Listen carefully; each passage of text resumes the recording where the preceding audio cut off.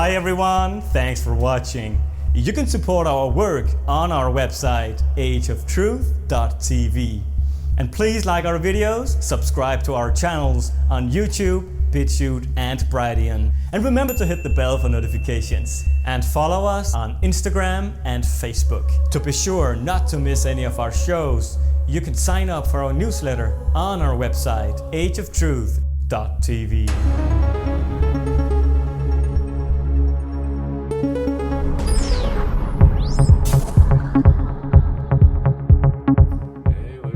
Hey, Sean. Yes, I can hear you loud and clearly. Good. What's new? Good to see you. Oh, it's the sunset again. It's a very good sunset. It's a never-ending sunset you have there. I like your background. Yeah, we're in space, right? Exactly. Whatever that is. Hey, YssaH. Hi, Lauge. How are you? We are good. Thank you. Nice to see you. It has been a while, right? Yeah, it has. Actually, And but time goes fast, so it feels like yesterday. A lot of things have happened ever since we last saw, ever since we last met. You have been so many places, and I guess you have a lot to talk about today, right? Yes, we do. Oh yeah, I'm looking forward to it. Nice to have you in here loud and clear. Just give me a sec, I'll put on Lucas as well, so we can see that everything works. Hello and welcome to this edition of Age of Truth TV. I'm Lucas Alexander in Copenhagen, Denmark.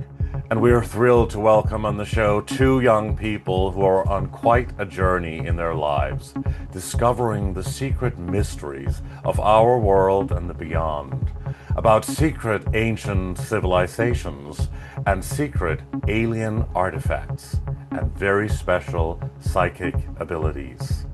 They have both been with us before, but never together until now. Sean Bond and YssaH.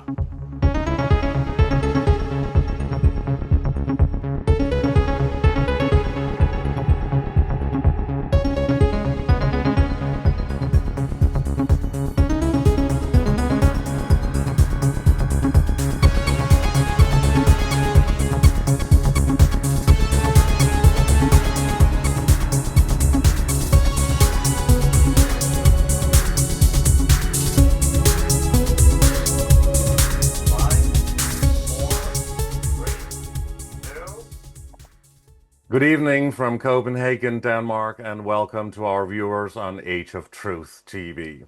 Please like our videos, subscribe to our channel, and hit the bell for notifications. We have a wonderful show today with two people that we consider our dear friends now. And both of them have been on the show before, but this is the first time that they're with us together, and it's wonderful. So we go to Mexico City, and say hi to Sean Bond and YssaH. It's so great to have you both on, Sean and YssaH. Thank you for having us. Yeah, we really appreciate being here.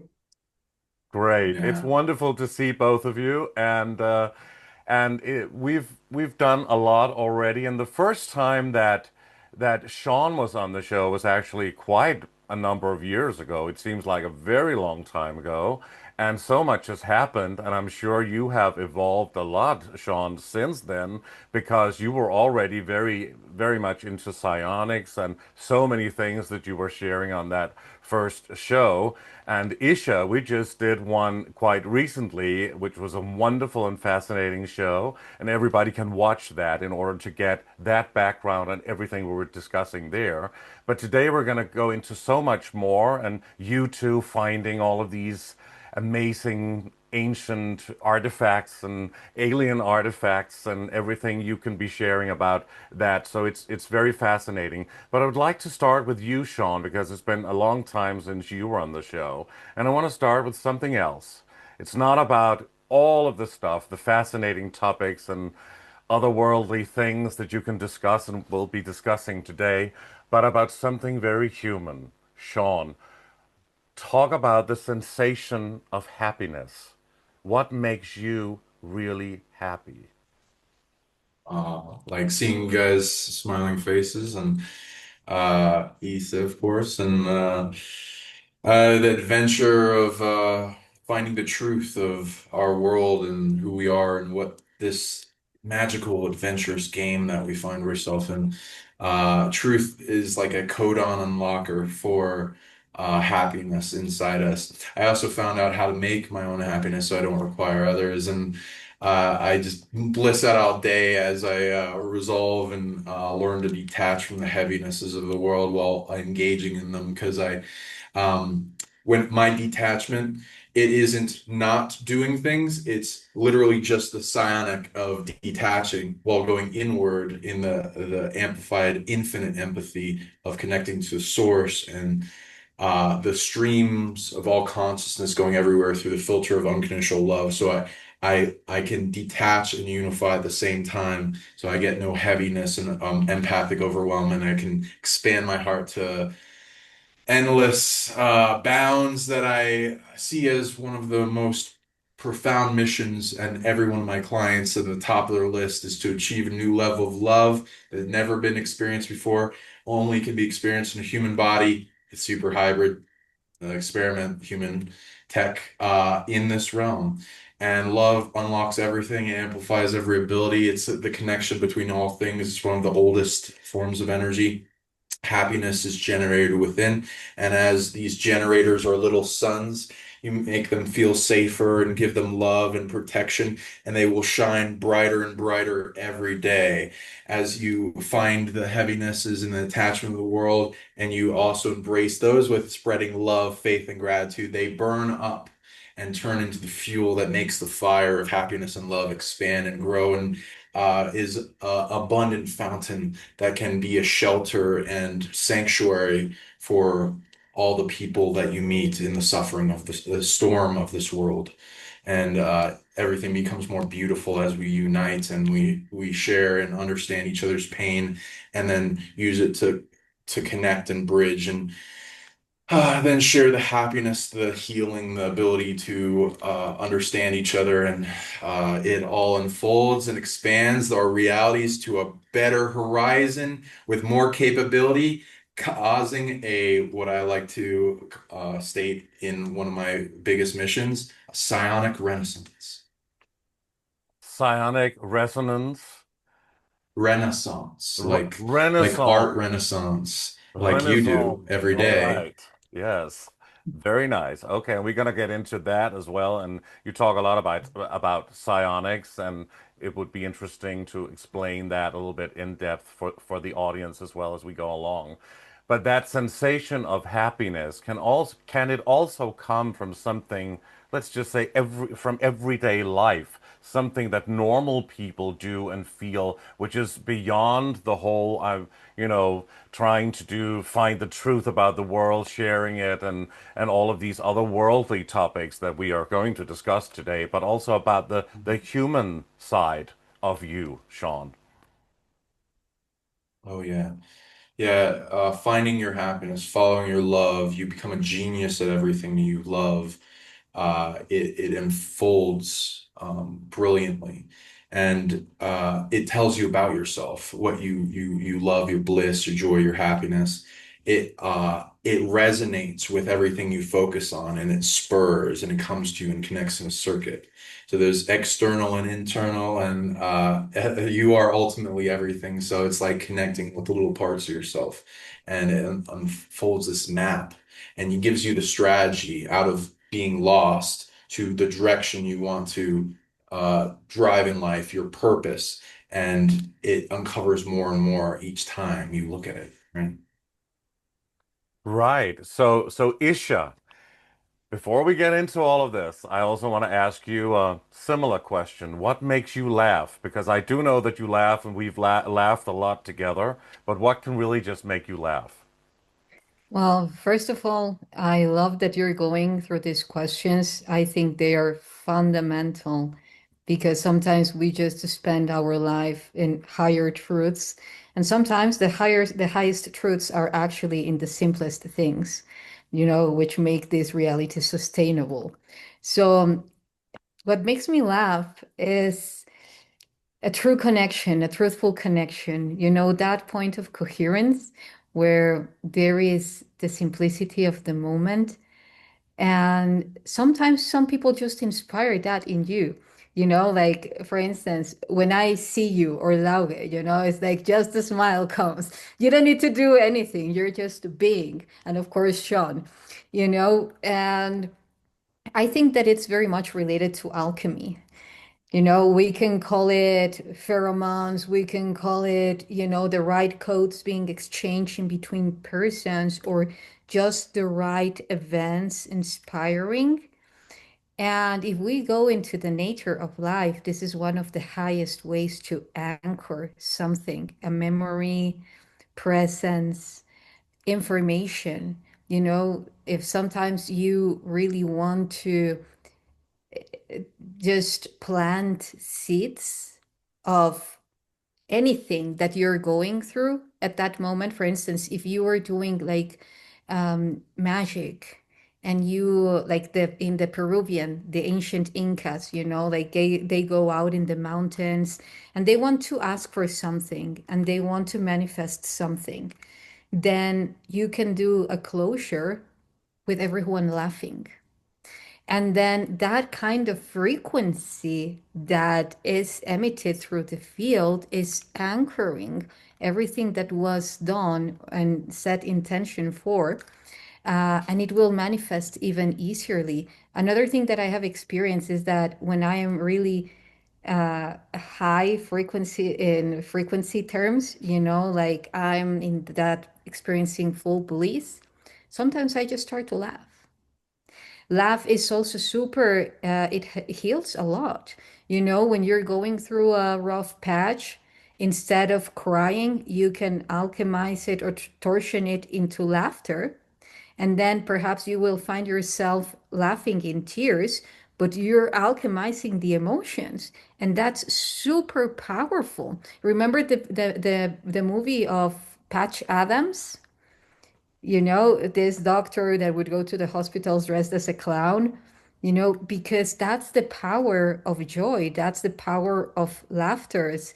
And we sometimes even underestimate those simple things that actually expand our soul.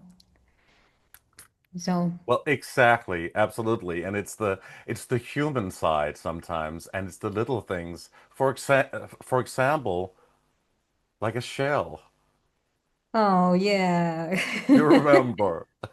Yes, of course I do. Yes. Exactly, exactly. If I go back and the events that I have cherished the most in my life is when I find the sacredness in everything. I take the moment to just come back into full presence and see the perfect nature of reality and how it is blessing us by just being here.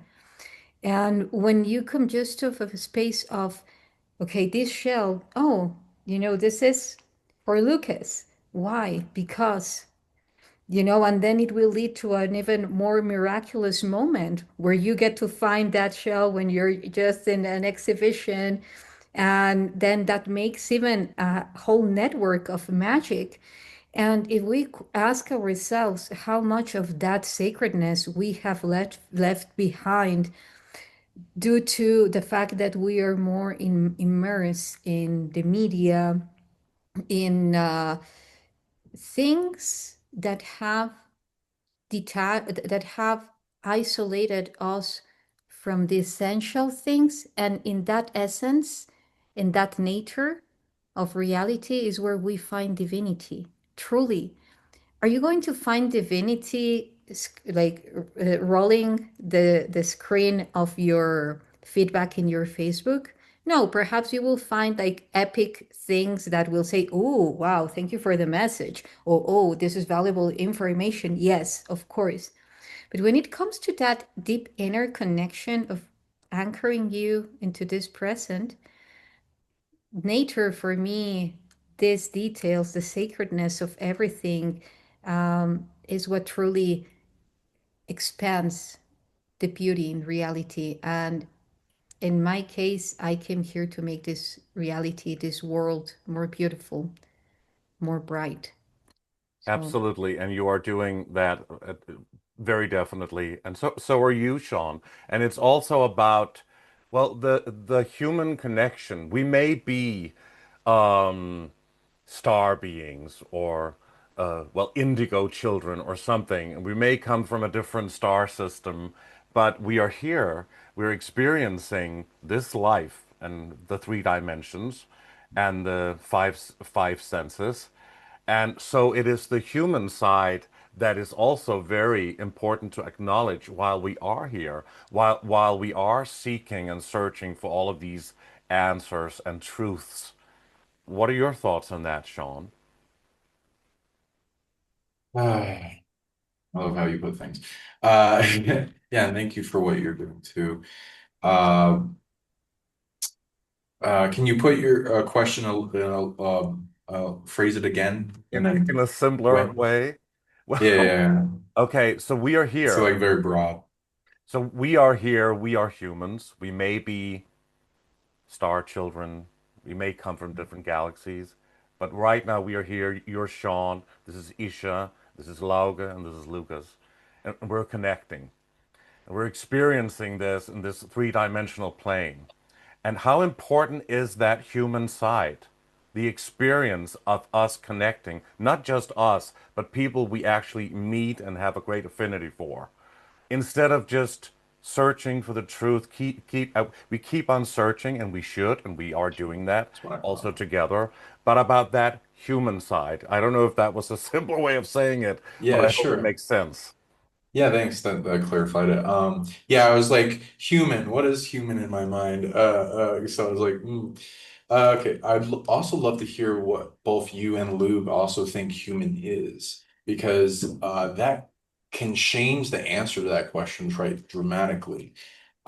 Human, I guess, based on what you're saying, it is in the experience and the awakening process of what we found in our history and the commonalities of the play and the hero's journey in everyone's life, and what they're out for in this pursuit of happiness, of love, of enjoyment, fulfillment, their purpose here, what they're leaving in a legacy, in their connectivity past the game, past any limitation or adversity of chess players in the game of the Matrix or whatever, to find your greatest loves, your soul family, your soul groups, to expand as a team, to help each other, to learn from one another, to have the lessons. Yeah, it can get, that question is broad. What are But could there be a simple answer to that question for you? simple would be like what you want to focus on and what you find is most important, and What then is most building that important? to, Sean, what is most important for you, do you think? oh man, well, you did touch upon it with love, truth, happiness. Oh, so already, so you're doing great with that already, and the things that survive past this life, what we're building, that relationships, their experience, the growth, the soul growth, the spirit growth, the things that aren't just materia and materialistic.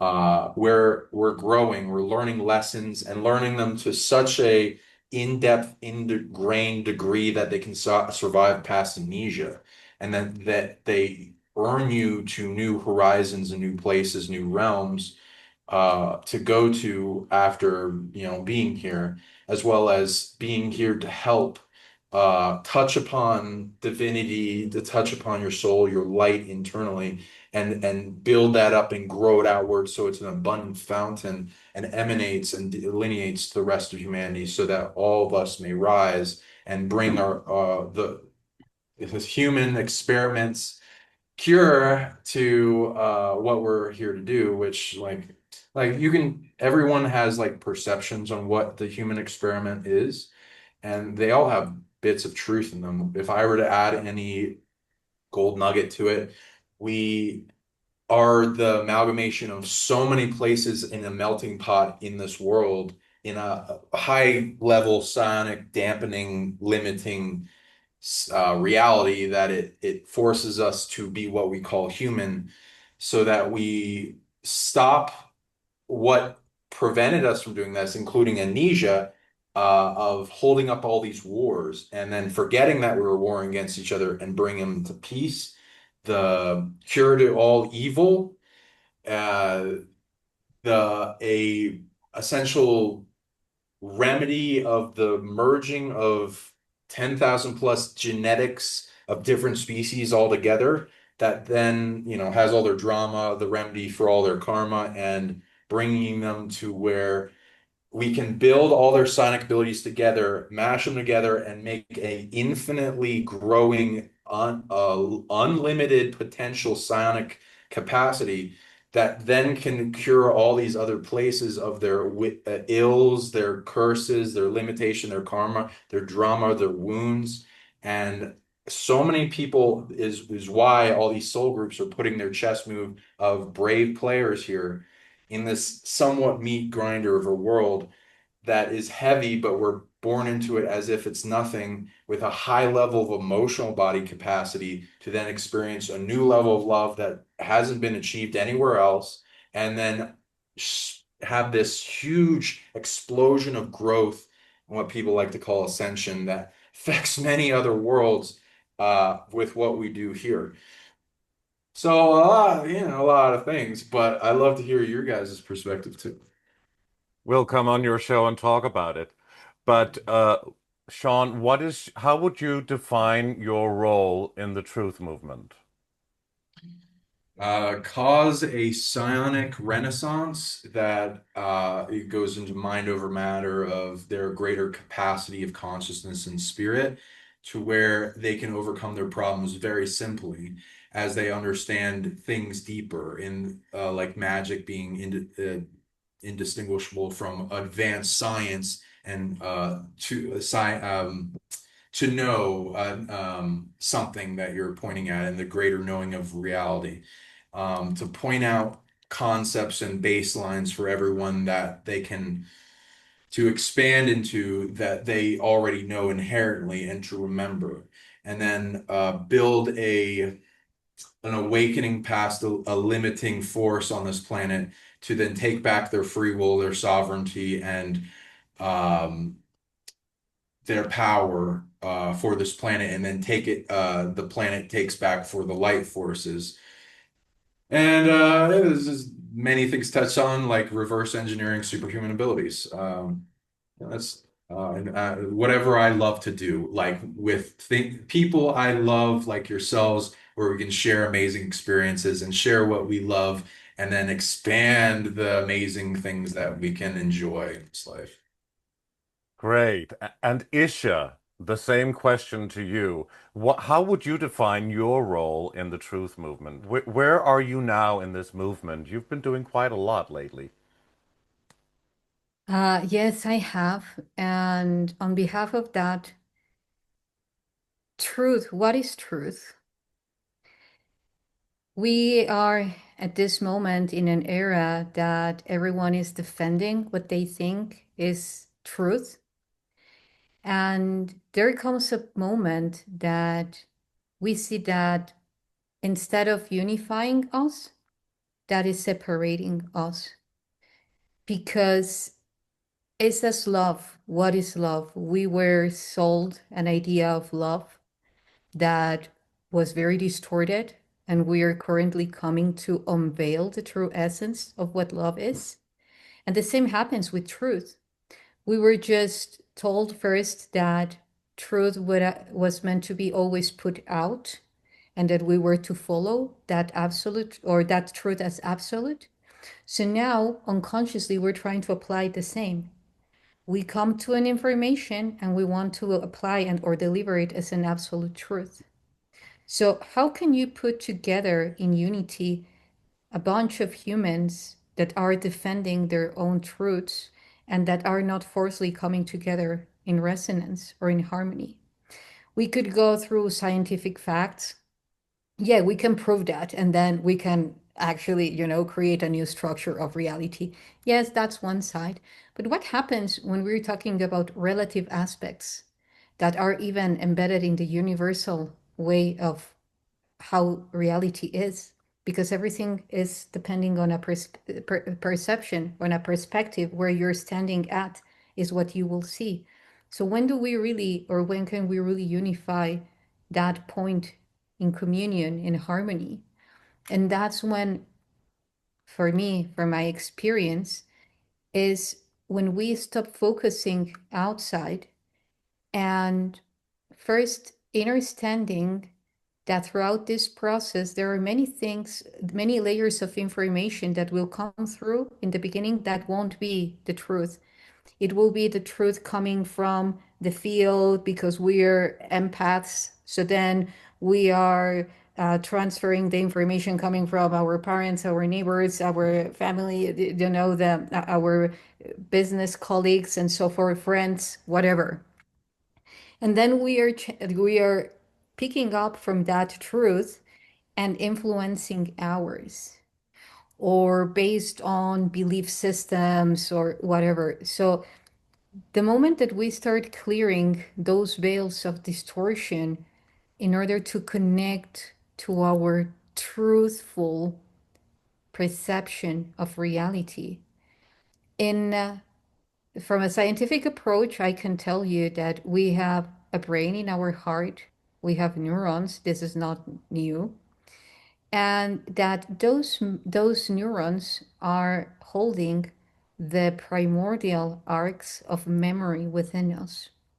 This is where intuition comes from.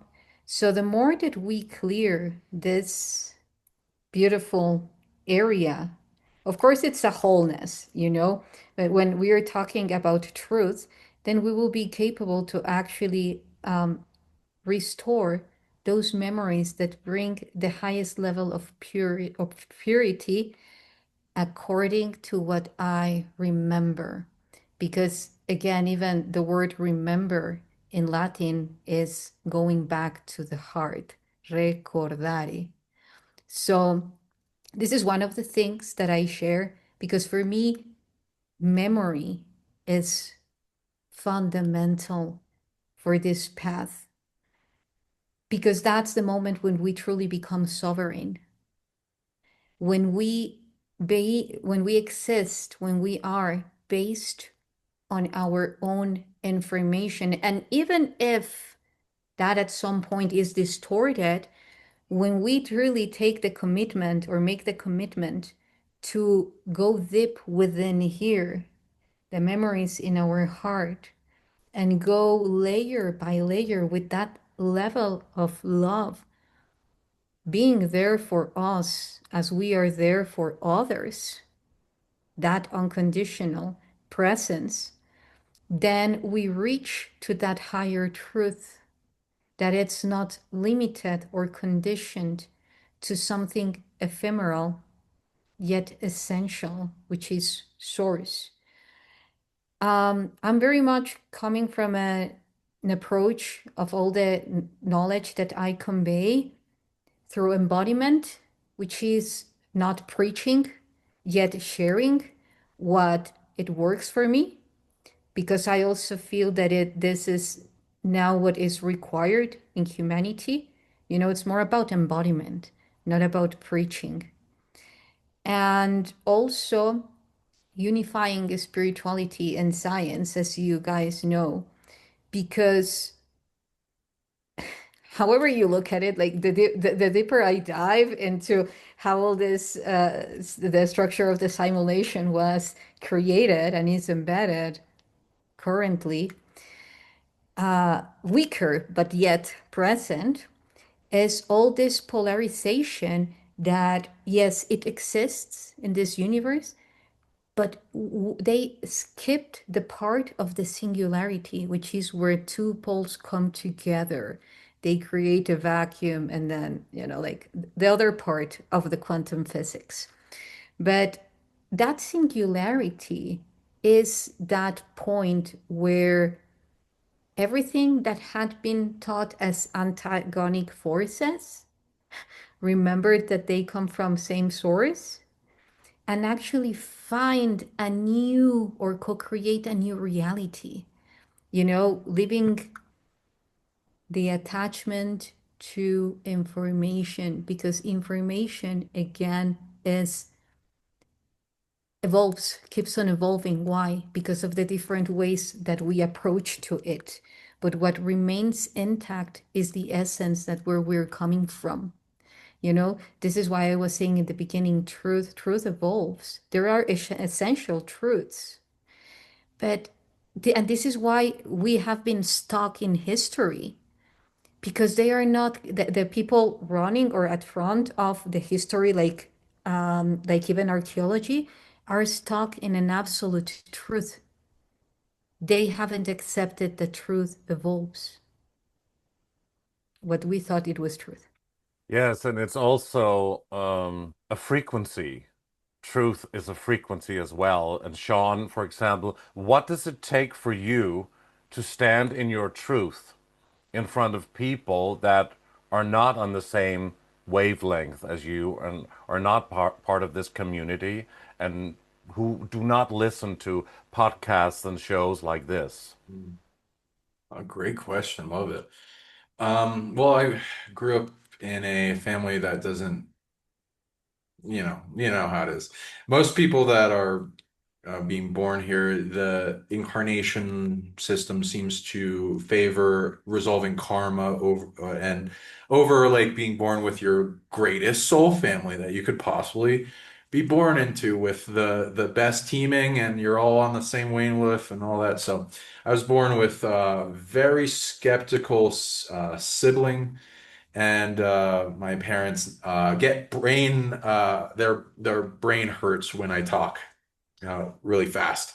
So I have to slow down and stuff.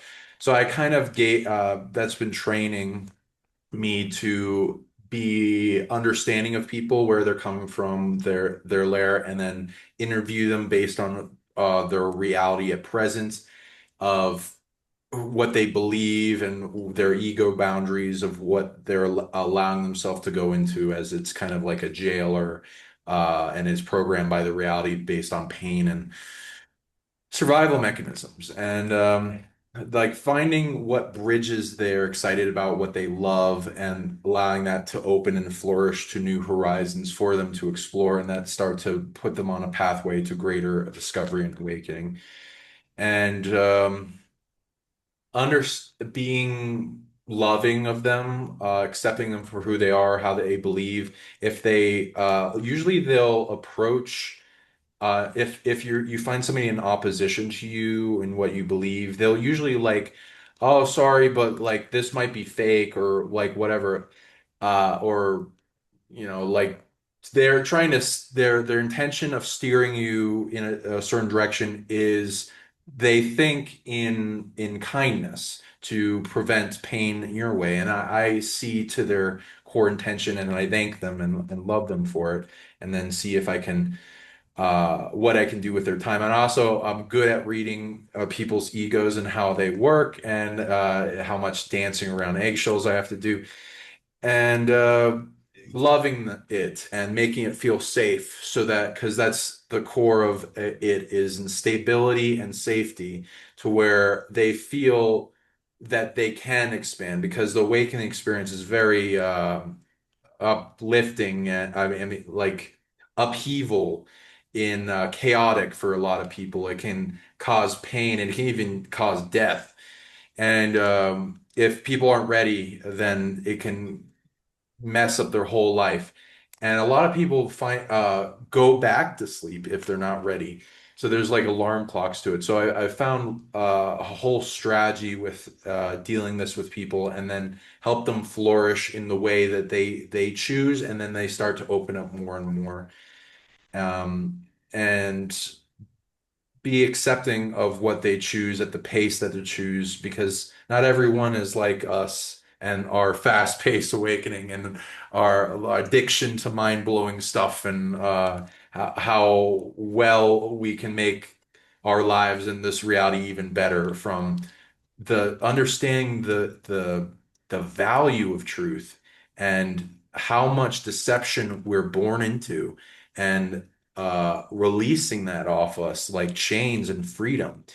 And so finding what people understand and know, and then inspiring them. And I find things I've said to people a year ago, they start unlocking and saying into themselves, and they forgot the whole conversation. And I'm like, oh yeah, that's really impressive that you're finding all this, and it's beautiful. And it's like just embracing them with love, and um, enticing them to do more, right?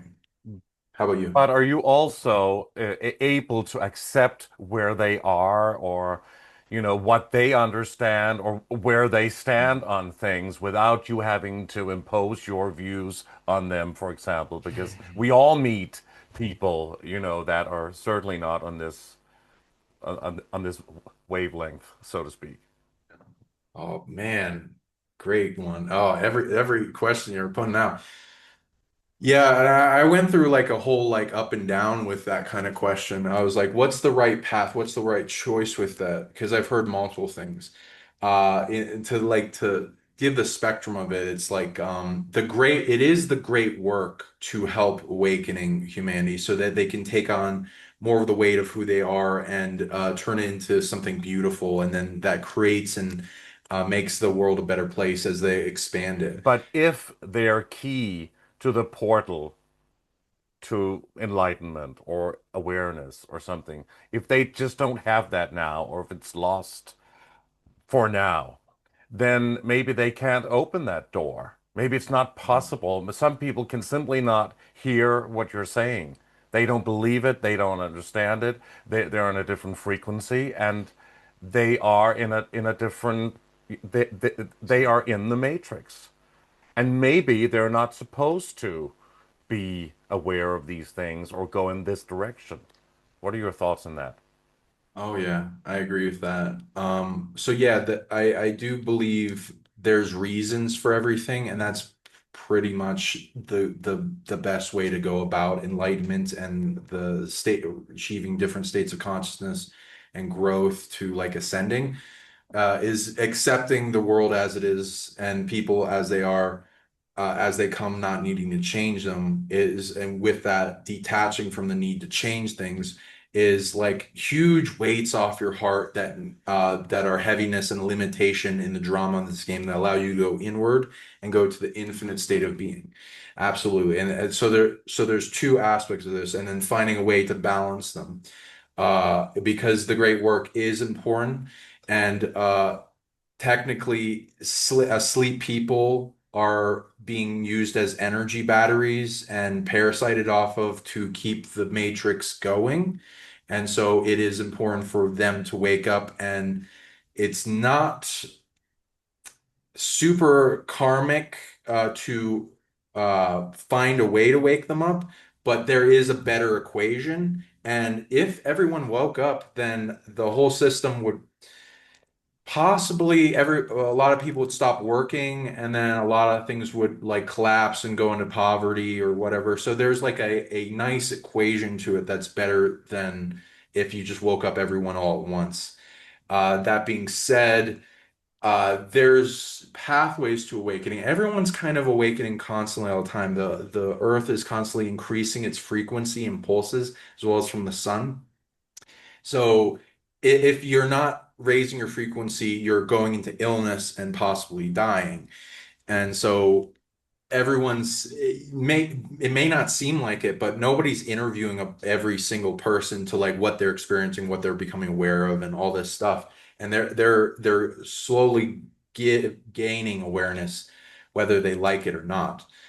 And people go into the NPC thing, and I think that's a little bit of dehumanizing, though the term I like to use either asleep people and everyone can wake up, or many different kinds of wounded consciousness or things like that are puppeted from because they're not complete owning themselves because they're not sovereign. But everyone has this internal war in themselves, and there's reasons for why they are the way they are, and if they're in a state of slumber, because if you know fully about that person, what they went through as a soul and a spirit and their body and their DNA lineage and their upbringing, then you'll understand why they chose the path they are and where they're at.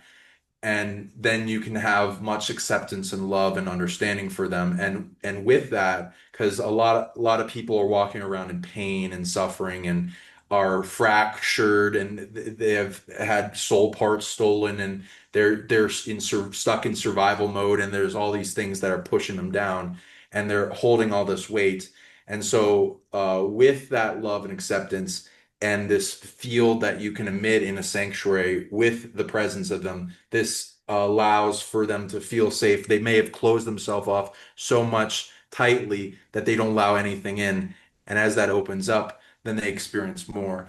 And so there it could be keys lost. There could be something going on where they can't wake up to the current equation, but with more knowledge, everyone can wake up. It's just there's a strategy and understanding the war that's going inside them. And YssaH, the same question to you. I feel it's an important one. When you stand, what does it take for you? Is it bravery, or what kind of energy do you have inside of you when you have to stand in your truth and face the world that is not on your wavelength, so to speak? Yeah. Oh, thank you. Yeah. What I was saying is that I love the depth of the questions. As always, it reminded me of our talks, when we are physically together or every time that we get together. But so, um, for me, the first thing that came to me is one time when I was in Egypt, I was by the Nile in a bridge, just contemplating. And behind of me, I saw a little girl barefoot carrying what she would be selling at the moment, like gums and candies and Kleenex and so forth. And behind his father, also carrying like the rest of the things that they were selling in the street. And while I was contemplating, a million thoughts came to my mind, like it can be compassion, it can be, ooh, the little girl, like million of scenarios that for me, they were generating a lot of emotions because I myself was going through a stage of making choices and leaving many things behind. So then I just went back to myself and contemplating the Nile. And then the little girl came next to me and she smiled. And then she started looking at me, and we had this beautiful play, like just looking at one another, smiling, precisely smiling, and just being there. And while I was doing that, I was thinking, what do I have to offer her? And of course, the first thing that came to my mind was money. What do I have to give her? Then other things, I don't have candies, but she's selling anyway. So what I do have right now, and then before this voice came into my head so clear. Why do you think she needs anything? If you think that she needs something, it's not her lack, it's yours. Because you're translating based on your own universe. So then I looked at her and gave this huge smile. And then she came close to me and gave to me a heart that said, home.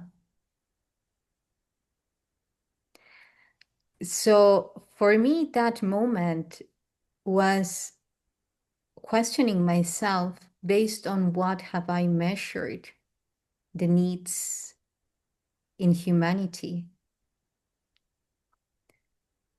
And that's when, for me, it was so clear that the best that I can do always, even to expand a message, is doing my own homework.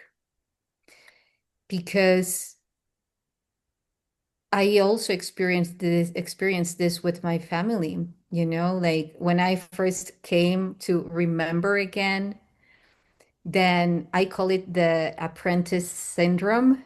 That is, you want to preach everyone because you're so happy that you want to share with everyone this freedom and bam, bam, bam.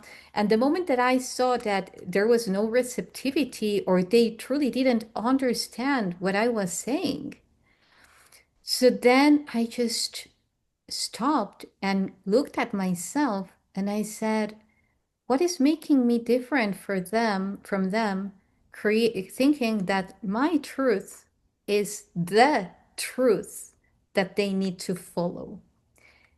Yes, they are in pain. Yes, they have this. Yes, they have that. Yet in the universe, there is a decoherent field and a coherent field. For one to exist, the other needs to exist. That's how they complement one another. So, for me, the highest version or expression of love is being, embodying, and expanding through the amount of resonance that I am generating through my own experience, my own embodiment, coherence. And the people that are meant to come will come, and we will find ways of communicating better and better. Because for me, it's both ways. It's not about me making them understanding me, my like, yeah, they getting my message.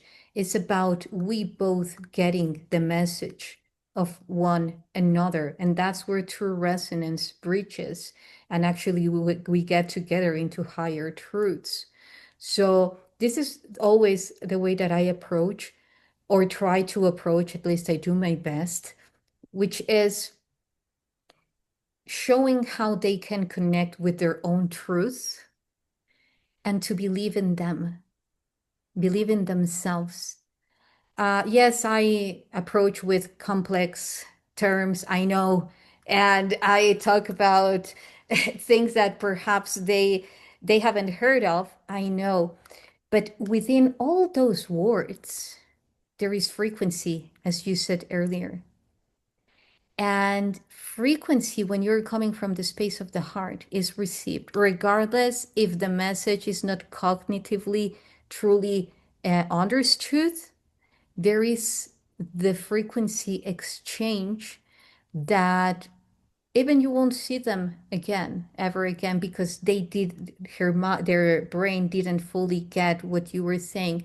But the seeds that were planted through that resonance, through that frequency, it's done, you know? And I know that there are different timelines where, again, a reset happens and only a part of humanity jumps into the next stage, which is what has happened, like in the strongest timeline so far. And that there is also a timeline where we just, like, the famous 50% or 20% in order for a whole reality to transform. And that aligned to the fact of helping Earth, planet Earth, to move into a seventh level of consciousness. And then, like, a bigger amount of the population of humanity actually moving together forward along with the planet. So even if we achieve that, I tell you something, Lucas, I do believe that it's not by preaching. I believe that even if we are going to expand that message, it will be through embodiment and people being inspired by that embodiment. That's a great truth there. It certainly comes through, well, inspiration and people living it and doing it in the best possible way. So you don't actually preach to people when you talk to somebody that does not, let's say, understand those things that you're talking about. But how about simplifying the things that you're saying and clarifying to people with clarity, so to speak, so that they maybe could understand just like 2% of what of your message. I just love it. Were you with us last night with Sean and I, because we were talking about these things. So It's my intuition. I felt it. I heard it. you sure did. And again, I was actually even thanking Sean for opening the space for me to find other ways to describe how I see reality. Because for me, and from my experience, in the beginning I would only speak codes, even not codes as words, numerical codes. So can you imagine a post just made with codes and very specific words, and people would tell me, but nobody's understanding you. And I was like, I'm anchoring information, and then just anchoring information translated into conveying a deeper truth and having a resonance with people at a higher level.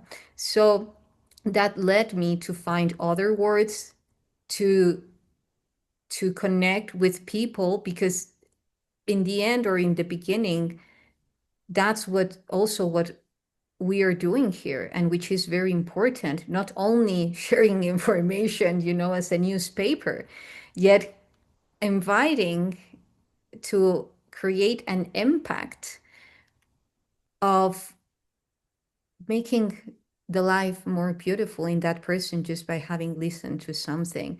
And that's when the need of just uh, giving fixated words dissolves, and you just play with it. So this is why I'm also thanking you to come into this type of topics, because they are so important, so, so important. So let's say, in other words, in simple words, just to, in coherence to what we're talking about, it's just a matter how you dress to a party. Sometimes you dress up, sometimes you dress casually, depending on what the party is about, the theme, what the people needs, how you will blend in.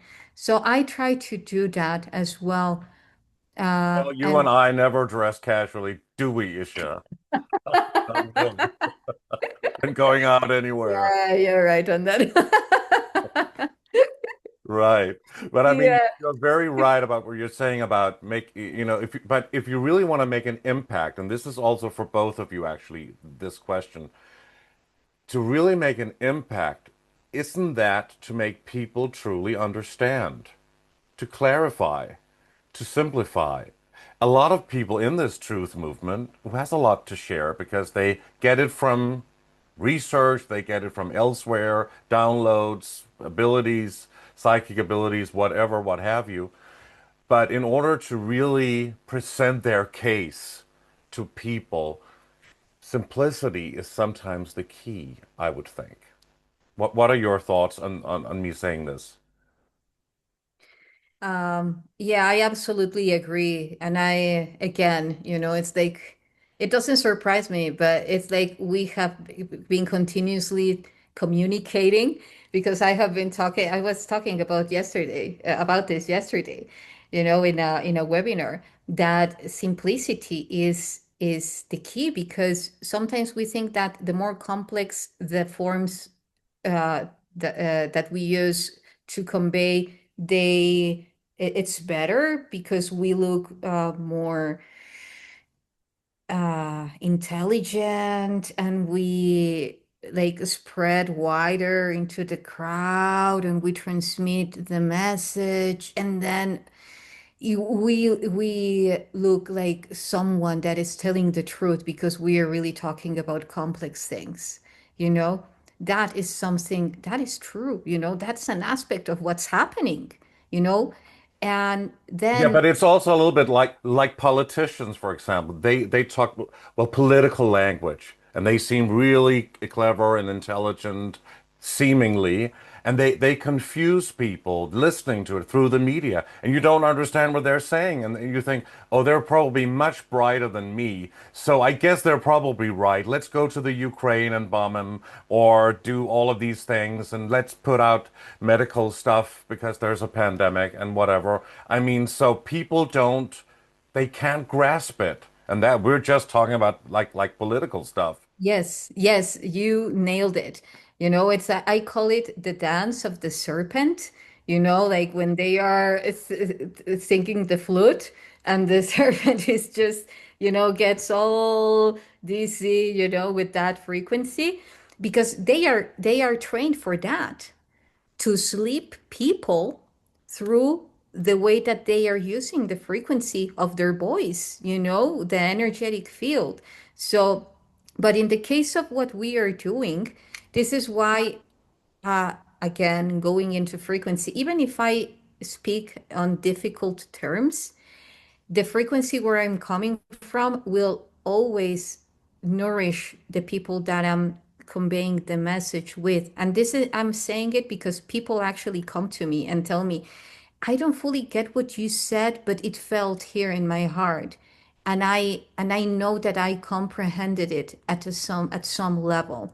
And then they reach out to me and they say, "Oh, you know what? I had these dreams and I had these experiences." So that's one aspect of it. And the other aspect is that one of the messages that I'm truly trying not only to express, yet to show and manifest through the very same structure of the information that I am conveying is that the universe, once you get the formula that the universe works with, you can use one formula to apply it at different scales.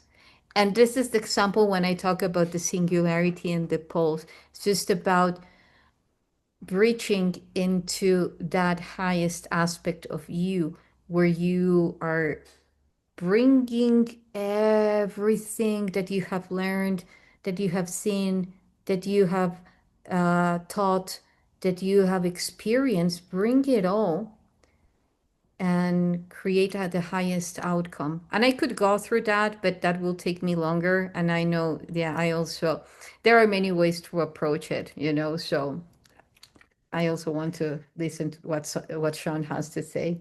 Yes, and we want to hear what Sean has to say. So, Sean, I would like a cup of coffee. That's it's very simple, right? It's not Yes. difficult. It's not big words. So, I'm gonna get that cup of coffee. But how about your messages to people? Do you think you should go into simplicity, or do you think that those big words that you really do use skillfully, that it can be a little bit confusing to people? Mm, absolutely. And like we were talking about, like we swear it's like you're telepathic with us because we were having a conversation about this last night.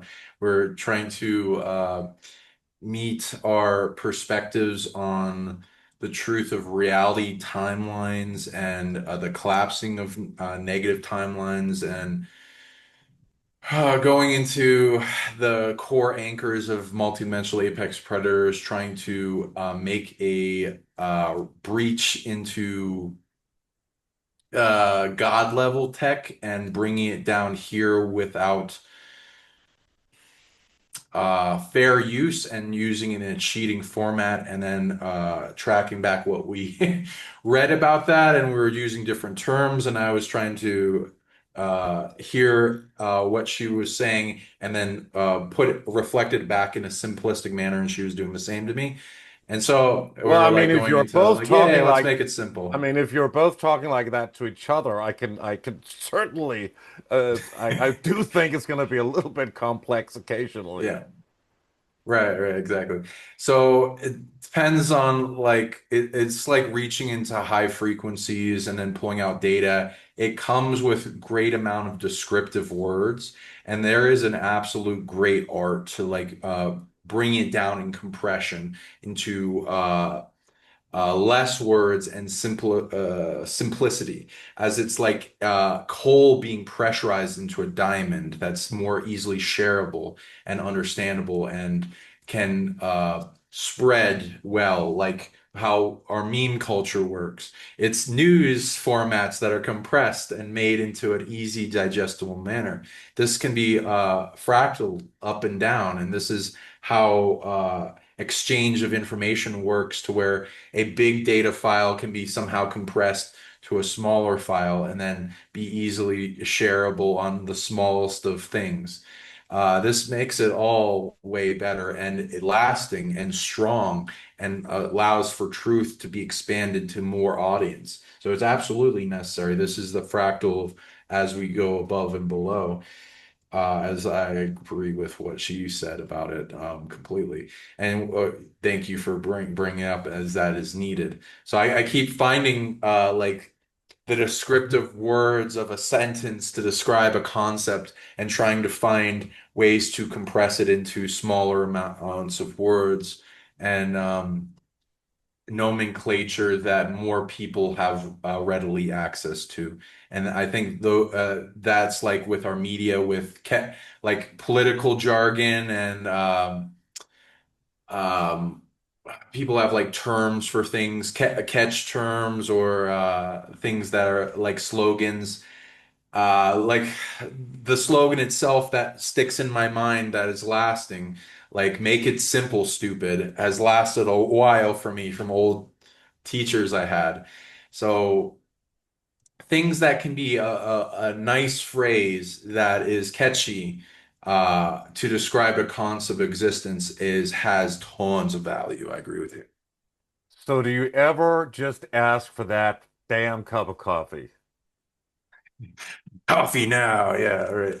So let's get into that great, amazing world that you're in, finding these artifacts and this all these digs that you go on, and you're finding these ancient alien sculptures and figures and whatever that is. So talk about some of your most interesting and fascinating ancient finds and discoveries that you were part of finding at a dig, or witness somebody else find that supposedly are ancient and linked to something extraterrestrial. Sean? Sure. So here's an example of one that's a UFO that has mer people on it, with a conch shell being given off to like a new Cyrus type being, because like he has also the long skull.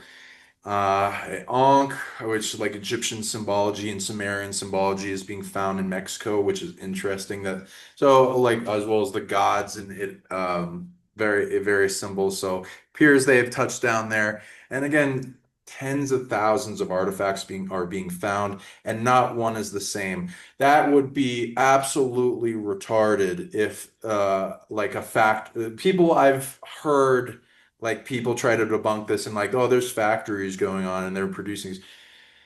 So some are probably being reproduced, but like they would probably make it so that there's a mold and they would produce the same object over and over again, or else it would be an incredible endeavor that it would be like, how would they even sell this? So like Yeah, just but it's on certainly the it's certainly basis. a relevant it's certainly a relevant question, and it's a question that you will get from people. So it's important to Right. address it, right? Is this a real artifact? Where did you get it? How old is it? And it looks fascinating. You know, you're going in and out of your Yeah, screen, let so me it's get a the little green screen bit, I off. don't know how we can see it. Maybe if you hold it in front of you. How's that? Oh, that's better. Now you're in your room. Oh, All there's right. yeah, when I talk we can't see it. So say something, Sean. Sure, sure. So there's so here's going into artifact. There's again mer people, long skulls, pine cone that represent the pineal gland. Ankh goes into the life force energy. There's a pyramid, which we're finding a lot of like interesting occult symbols, which seem to be older than a human main use, as these are found fairly deep on the ground, some going 5 feet, 10 feet, and some on hills a lot more shallow, but under roots being dug up. the double eye of Ra Horus, Egyptian symbology, a avian type race, some with wings, some without, some type of ET with wings, so some may go into angelics, as well as proof of reptoids with there's a UFO. It has this part that has a Buga sphere type chip in it. And if you are able to zoom into the different parts, these holes have different types of crystals that some quartz see through and some obsidian. I wouldn't even know where to start with trying to make that. And this symbol, in mainstream, the symbol for AI projects uses similar symbols. Interestingly, we find some ancient artifacts that have some modern symbols in them, interestingly, and cool language. When I was reading this psionically, it appears to have a intelligence. A lot of the artifacts have anchored spirits in them, and they'll communicate with you and boom your head with telepathic messages. This one I was reading had a crystalline programmed AI into it, interestingly, and then it said all it needed was a sonic reboot. So I gave it time with that and let that play out. Booming in the ear, got a bunch of messages asking me about myself and how I was able to do that. This appears like what would this artifact be used for? Based on what I'm reading, it's a high technology car key to a bigger ship, and the AI is connected to that. The So this underneath this seems can be so taken if off. I can oh yeah, I want oh well now we got you have to do that again though because we want to see you Sure, take the lid off. for But sure. just before you do that, I just want to ask you, I mean this seems incredibly intact. Could have been kind of recent. I mean it's very beautiful. It's not damaged. It's very beautiful. Where was it found? How was it found? By whom and how old is it? This is found in Tula Hidalgo, north of Mexico City, where tens of thousands of artifacts are being dug up. We have also been involved in that and have it in film.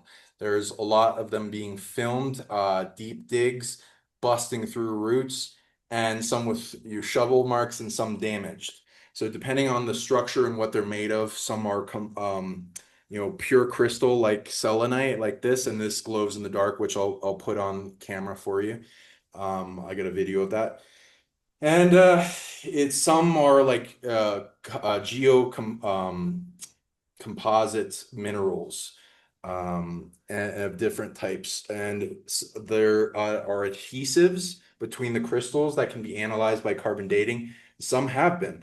So the carbon datings that I've seen are ranging from 1,000 to 10,000 to 18,000 to 19,000 years old as some of the oldest. The Buga sphere recently got a carbon dating on the resin it has in it, and it came back as around 14,560 years old, which is around the time of ancient civilizations coming to an end. So I'd go along with that, And look as at that little many of them are alien being there. filmed. It's a gray, isn't it? We have found many grays like this one. Here's an example of a long skull gray. And various types. There's like I've read over 4,000 types of grays. This one is like a little cephalopod of some type. And when the UFO started talking to me, it asked me about itself and wanted to track back the ship, so I helped do that, and then we found it. I have to actually go on expedition to go meet in person, but was able to contact the bigger intelligence, and it wanted me to find the species of the pilot, which I was not very successful with because it appeared to have died, as well as the species maybe eradicated, possibly by this species. So that's a little sad, but if you find UFO ships, artifacts like this, I'd recommend holding on to them. They are incredibly valuable. They probably are venerating a real ship that was seen, or could literally be a technology as a glorified, like high technology car key to accessing the So I original mean, ship. this item was found in the dirt, in the earth, and had been there for 13,000 years. Is that what you're saying? And it's totally undamaged. Give or take. Oh, give or take, there's multiple civilizations. A lot of the pyramids are found in layers where they're built on top of each other from previous civilizations. Besides Aztec, Mayan, Toltec, Olmec, there's like 20 plus civilizations that have been listed that are less or well known, and they're on big places of power. And yeah, these are found near pyramids, hills, mountains, rivers, and are usually marked by interesting stone formations. And And so absolutely, they're finding more and more the lid places. was still on though, Sean. Yeah, I can take it off real quick again. Yeah, but I mean, the lid was still on when you found it, or whoever found it. Yeah, it was put together, like held in an area with multiple artifacts. So usually they're all in different clusters in arranging around the same depth. And at the more towards the surface, there are also artifacts found, but they're usually like clay. And so as you go deeper, there are rarer and rarer substances used for these artifacts. Are interesting. But are they found in some stone boxes, or are they just lying there?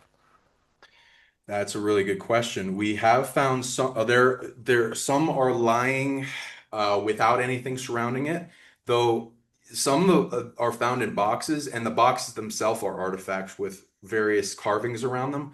Like recently, go a little bit into it because there's a documentary being made around it, so I don't want to give away too much. But we found a area that was the first object sticking out was a big obelisk that was seemingly like an antenna, and underneath it was a box that held a cube in it that had a Buga sphere design in multiple different types all around it, and it seemed to have a really powerful crystalline AI that was emitting a signal, and then around it were other artifacts and in that went down into a cave So, kind of so there system. is an AI transmitter inside of the artifact that is connecting to what? Well, I can answer that, but I love hearing other people's and letting people inquiry about what this could be. Well, then let's It go to seems a lot Isha, of and data. then let's go to Isha and ask her where's this AI thing in the artifact? Where is it transmitting to? Well, there is not formally an AI, as for instance, in the case of the Buga sphere, that they have found fiber optics in the circumference of the sphere, let's say in the equator line of the sphere. But when we talk about the connection that these artifacts have with the symbol or the code of the Buga sphere, that can actually raise a lot of questions. Like, okay, so now why are all these artifacts with the same code all of a sudden popping out? Like, that's so much of a coincidence. I get it. It's really hard to believe when you haven't experienced taking out the or digging out the artifacts with your own hands. And Once, just to jump in quickly yeah, sure, before sure, you sure. go on, so nobody could have just placed it there in the dirt and just been digging deep down and then putting all the dirt on, and then a little after that, then we all go out and dig it out and say, "Oh my God, look at that." Well, actually, yesterday I was giving a webinar with Emery Smith from Cosmic Disclosure, and he was pointing out to the fact that there are indeed artifacts that are planted a year like before, were planted a year before, and so now the people that planted them are now excavating them, and they look like already with a lot of dirt on them because they were there already for a year. Roots have grown. So where I am going to with this is that there are all options or all probabilities are visible. The thing is that the ones that we have ran into as people who have their psionics active, as beings that are very much in contact. For instance, I have a lot of friends, well, Sean as well, but speaking on my behalf, like I have talked about with a lot of colleagues, let's say colleagues who are also friends, but they have done a lot of research, lab tests on these artifacts. Again, not all of them, but some of them that have the Buga sphere code that have been proved to be 14,000 years old, and the Buga sphere has been proven to be 12,560 years old, plus or minus 30 years of range. And again, of course, there will always be the fact that they can take the resin from something really old and then use it to make the glue. Like, we are so intelligent that there are so many ways to do this. Nevertheless, again, it's a choice of which truth we choose to connect with that is more aligned to and coherent to who we are and what we're up to. So for me, based on the lab tests that have been performed in many of these devices, the biggest proof that I can have is the fact that I translated this 7 years ago. I translated this code 7 years ago.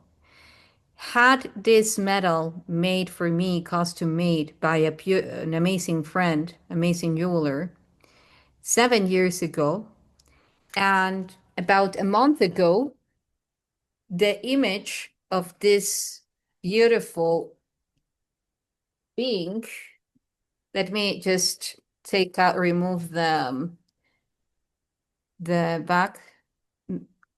background.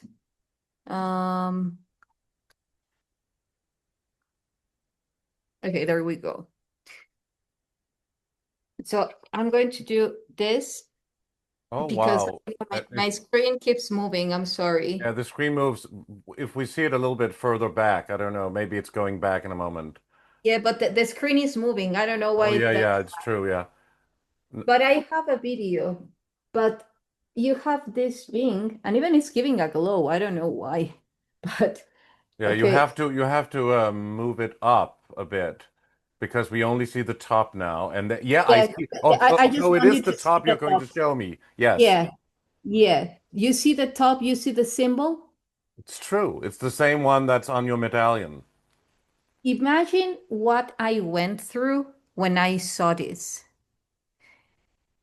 Many thoughts like, oh, come on, Put the necklace until close. I until I really became vulnerable and said, thank you. When I truly surrendered and I said, thank you for this gift, because then I knew that I had been tuning into this symbol because I remember. And now all this symbol is showing up. And I'm sorry again because Yes, we Can you do put the see. symbol of your necklace near the top part of it? Just to sure, compare them. let me show the other side of it. It has as well the Buga sphere code and a lot of spheres going on because And also, Isha, well, before you tell us how old this artifact actually is, do also explain to the audience what the Buga sphere is. It's from Colombia. yes, it is from Colombia. Well, it was found there. It's not from Colombia. It was found there in the city of Buga. This is why it's the Buga sphere. There are many more spheres that have been found in other cities close by, close to Buga, the city of Buga, and there have been now found spheres all over Nevada. Emery was sharing with me yesterday that there are these small, really heavy balls that have been found all over Las Vegas. And one of the messages that I received is that, okay, going step by step, addressing to your question, what is the Buga sphere? For me, what I have tuned into and read into the space memory network and memory, well, is that the Buga sphere is what we could call today a drone, but of course, not at all at that level, because when we're talking about the drone, it's just, capturing information and sending it to an interface. The Bugosphere is sentient intelligence, and I won't say AI because the amount of empathy and intelligence that the Bugosphere shows, even I felt now in my ear, shows is not at the range of AI at all. The Bugosphere shows a lot of anomalies, a lot. When they found it, it weighed 3 kilos. Now it weighs 10 kilos. It has stopped increasing its weight. So it just stopped at 10 kilos. Its resistance, the thickness in the aluminum that it's made of, shifts from the north to the southern hemisphere, and in the equator. It has different densities of the aluminum. And through, So it is a physical thing. yes, yes, the Bugosphere is actually this huge sphere. I can show some, let me show some pictures.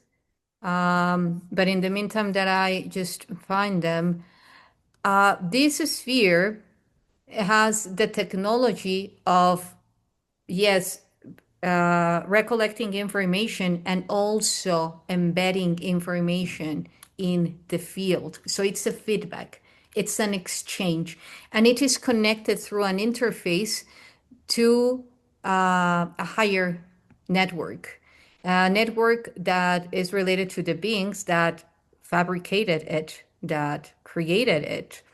And if we say that the Bugosphere is 12,560 years old, then that's quite consistent to the Younger Dryas. So the beings that created it were actually present before the Younger Dryas happened. So we're talking about Atlantean times, but what if that it doesn't stop there? What if this symbol was way before here? And that's the information that I'm tuning into, that this symbol, and it was all orchestrated for all of these artifacts to appear right now so that they could signal into or through that nexus in which that code and that technology is delivering very specific codes of unity consciousness into this matrix. This is why when you see an artifact like this, your consciousness expands. One of the reasons, besides the technology that they have embedded on them. Here are the images. Um, And I got the video for you when you're done with showing the images. oh, And I'll sure. show you a bunch of the other artifacts as well Okay, that so have the Booga on it. um, yeah, go for it You want because you it's want me not to do it? allowing Okay, me. I Yeah, got you. it's not allowing me to share. I Okay, don't know. here you go. Okay, do you see this? Not yet, but I guess we'll have it in a moment. Now we have it. Talk about it, Sean. Okay, so here's the original video of it first being found flying around in Colombia. And as that plays, essentially, after a while, it goes near high voltage wiring and gets shocked, and then it descends, and the guy has a video of picking up off the ground and then taking it, and then he goes and brings it to Jaime Maussan, and then goes shows it at conferences and it being scientifically analyzed. So here's that original Bugosphere, and here as well. and the code design on the top of it with the interesting symbols. The way most people are trying to debunk it are trying to say that the symbols were found in a video game, though I have not found those pictures, so I don't know what they're talking about. Also, we found multiple different designs with different symbols, and they say that the sphere looks like a propane tank type of thing, which honestly you could make a sphere of that amount, but the the difference is the Buga sphere has no seams at the border, which I kind of yeah, right here. So here's the border. Now you would kind of like, maybe there's some seams, but if you look at it directly, there is no seams whatsoever. And these aren't holes. They're optic cables, and if you like look, we have pictures of looking in on them deeply and analyze it. It looks like this kind of thing. And so apparently it has data. They've analyzed it to be emitting signals. It responds to things, so it shows intelligence. So there's likely some type of artificial intelligence in this chip part. And the inside of it has a design when X-rayed where it looks like a Tesla tower. Here's the border again. And multiple of these type of things have been found. We've seen videos of them being dug up, including metal, crystal, as well as stone ones like this one. And here's like more close-ups of those optic cable type parts. And again, it's hollow. And yeah, here's let me see if I just go back a little bit. So you can't open Um, it. no, they don't want to break it because I think they have that type of moral thing with it. So this was Um, also the thing flying, or I mean, some people would yes, maybe suggest that that was AI generated, but but you've seen it fly, or who did that video? the We were original there. founder of it. You were there seeing it We, fly? we, we just saw, yeah, we were there with Jaime Maussan, with a very good friend, David Avila, who is the head chief of in charge of the metallurgic research on the Buga sphere, and also with the physicist in charge, which is Rodolfo Garrido. We were there with them. They explained so far the information that they have. Perhaps you can show other images, uh, Yeah, here's us Sean. with them. Yeah, Sean, sure. Can you hear me? other ones. Yeah, please. Um, Sure. yeah, that Yeah, I'm so talking because there are other images that worth more to be shown and more So proper. Isha, I'm just gonna ask Lauke something because I need to know if while we're talking and you're talking that we're still seeing that screen. Okay. Lauke, are we still seeing that screen? Or is it only when Sean is talking? We'll see the screen all the time. Okay, great. Okay, sorry. okay, cool. Go on, Isha. Okay. Okay, so we were there. The sphere exists. We did run some tests on it, on the frequency that it emits while we were chanting to it. I was doing very specific frequencies that wouldn't be considered perhaps as chants or singing. It was more about frequencies that I use when I'm in temples because they emit a very specific pitch. And the Buga sphere, it really responded to them. It had just been taken out of a Faraday cage, which is a cage that blocks all the signals. So it was very low in its field. They say the thing is that the research right now that they have is very much coming from standard model physics, not from a unified physics. They have done an incredible research so far. Actually, Stephen Greer, they took some invasive samples of the metal and the polymers located um, in the um, in the fiber optics of the sphere. And those fiber optics, sorry, those polymers were the ones that gave away the resin and the 12,560 years. So there is another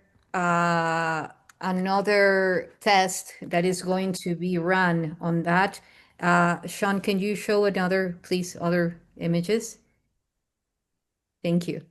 Um, So this object, the Buga sphere and other objects are somewhat fueled with an energetic vibrational energy Absolutely. and some kind of Absolutely. consciousness.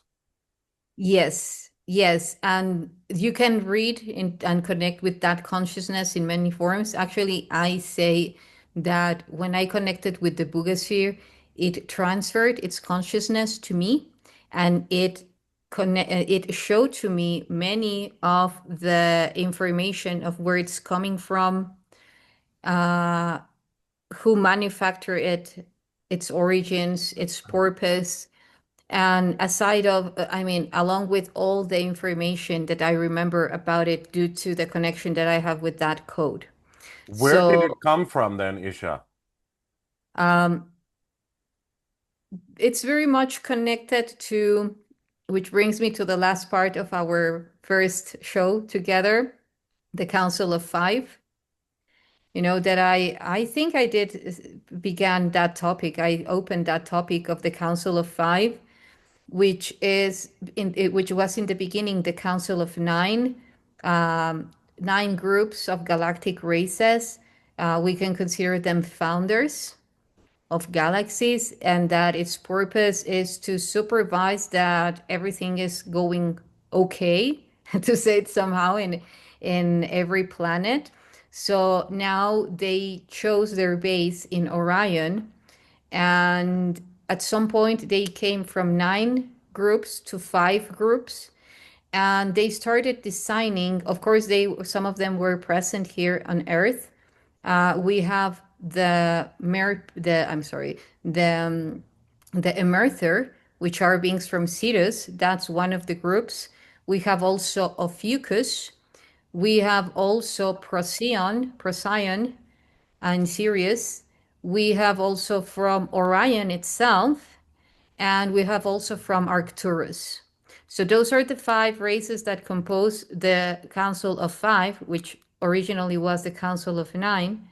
And then we have the fact that other races came together and put their own imprint in this code, because as this was manufactured before younger Dryas happened, they were already foreseeing what would be happening. And as these time capsules, they chose to create all of this technology that would at some point keep the registers of this of them, of these different races, and the codes and the protocol of a unity consciousness, so that when the moment that they started popping out into this surface, they would be signaling through that timeline all the way through that nexus into this reality, and start activating this network of artifacts and spheres. Because one of the messages that I have received, and that is already happening, I was talking about this a few weeks ago, that even months ago, that there would be a moment that a lot of spheres will be showing up. There are spheres everywhere, dear Lucas, everywhere. They are just cloaked. And the thing that this sphere became uncloaked, for me, it is because it was deliberately done. It has a purpose. And now other artifacts, other spheres are floating and being seen, as I was saying in the beginning. And there will be one day that there will be a lot. This could be overwhelming for a lot of the population, but it's something that is, to some extent, and what due to what I have received, is scheduled, because there will be an alignment, and a specific astronomical alignment that might even involve the three-eye atlas, that will create for a lot of this technology to pop out at the same time. Speaking about spheres. Yeah, just going in the slides back. So like again, it flying around. I have seen AI videos of a Buga sphere, but you can analyze that stuff, and they have it on like original camera, and there's like ways you can tell between AI videos.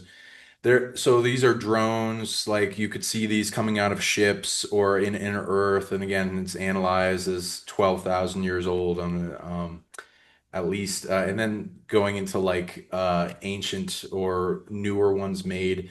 There are people trying to reverse engineer that, as well as try to spur it to fly again, which it seems to be spinning and emit a type of static levitation, which you can go into one of the 15 types of gravitic propulsion, and electrogravitic, as well as structural, like with Scarab, and the static one would go into like spiders, how they like little spider babies will emit a little thread, and then the wind carries it, but it's even high larger spiders can do this, and but they go to the tops of trees where there's like a interesting negative versus positive ionic kind of techno jargon going on with that, and it causes them to have even more lift. And there are other spheres being seen and found, which I will put on display, like this one that's called the jellyfish. And there are different factions that use it. So multiple ET races would have this tech and probably share it, and different versions of it. So monitoring, I read into it, it monitors the consciousness level of humanity, as well as energy emissions, and are assessing us. And so there are also stone ones and crystal ones being found, as this video will go into. Many of the designs are being found, as well as show you know, on different stones, and showing it being granted to them by like UFOs back in time, which shows maybe there's a replaying of history in respurring disclosure again with the populace of humanity, or human hybrids of an ET race that they're interacting with as like a garden world. Many of these found on cubes, on spheres, on UFOs, on crystal skulls, all types of things we're finding them on. And they were found before the Bugosphere found them, as well, as people in our community are stating. But now that the Bugosphere came out, people are looking out for them more. Some that glow. Here's like when you go to our friend Geo Aliens, and our other friend Mike of Alien Carvings, they have again thousands of these artifacts being found. So the sheer volume of them will overwhelm you into like, how the hell would people have the time to do this or make these? And videos of them being dug up live, full, unedited. So And Sean, you yeah. you believe that these are real and legitimate, and they are linked to an alien presence?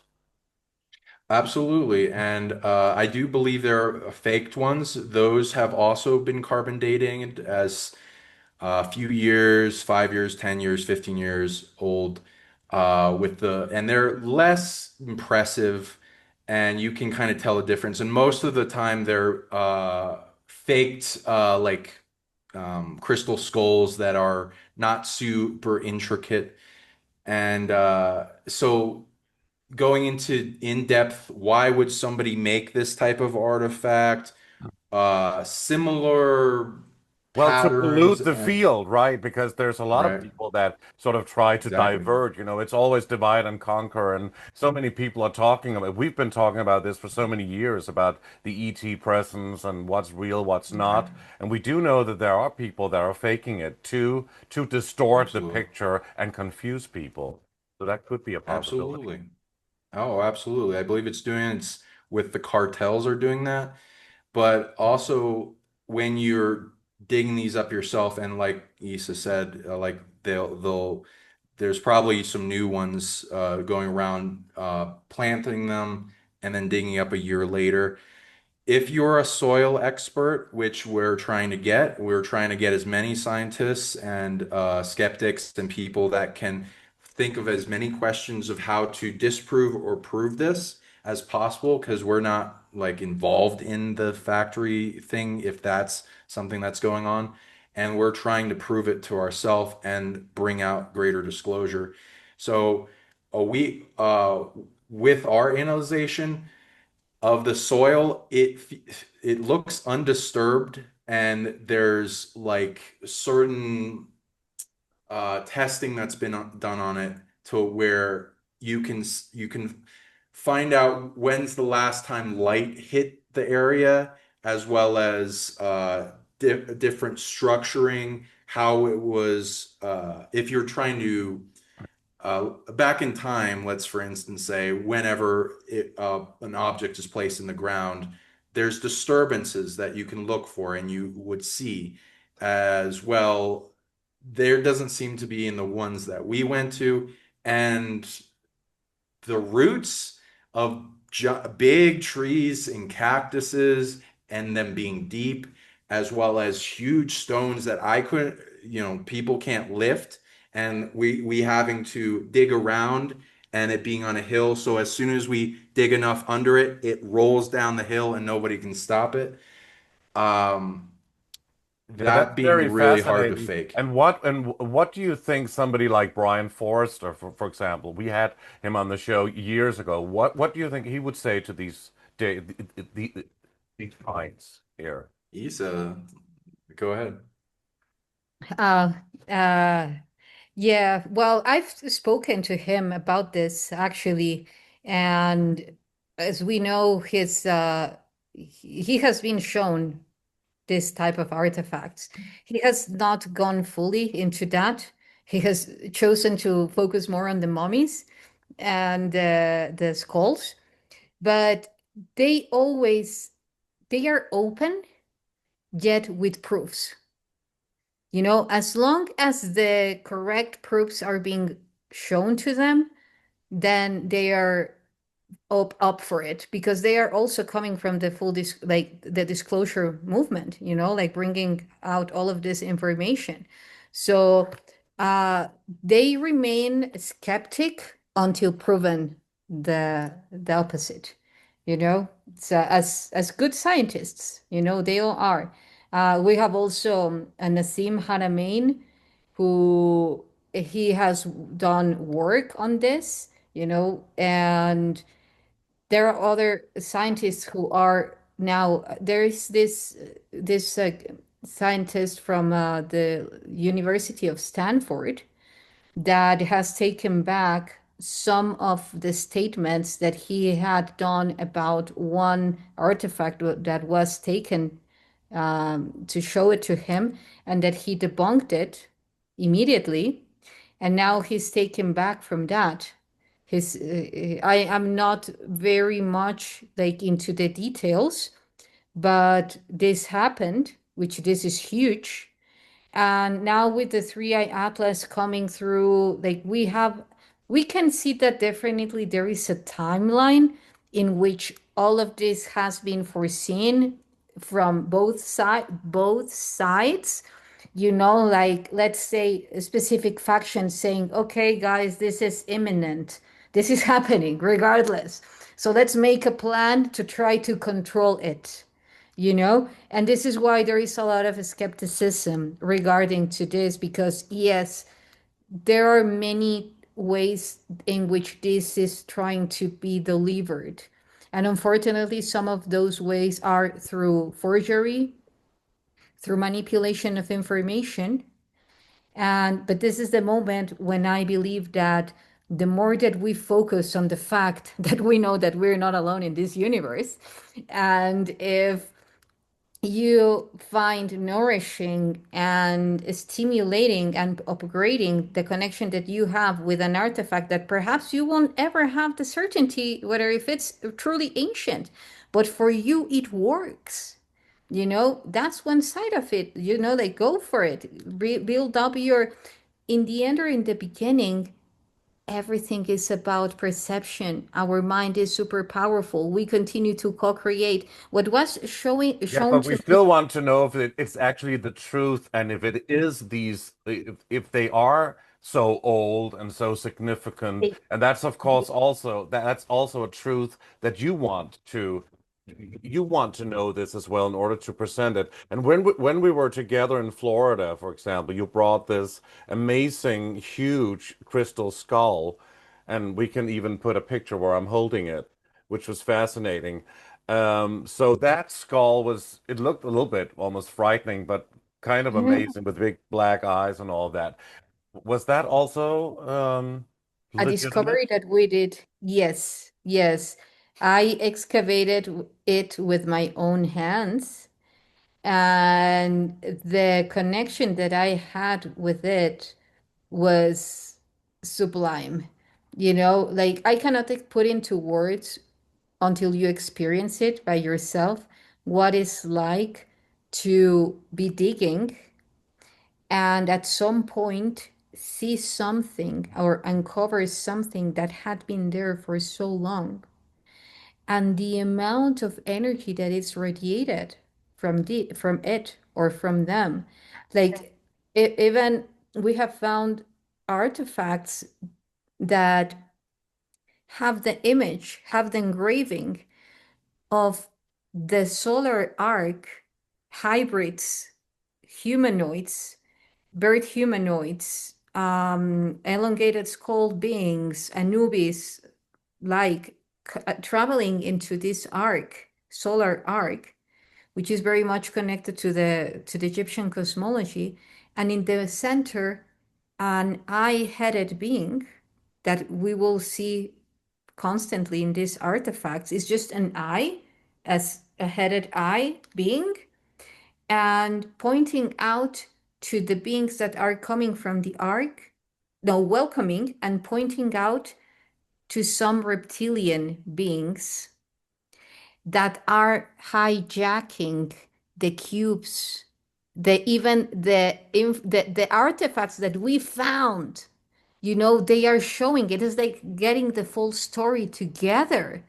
It's sublime how all of this is connected. And does this apply to all archaeological finds? I mean, do all of them have consciousness?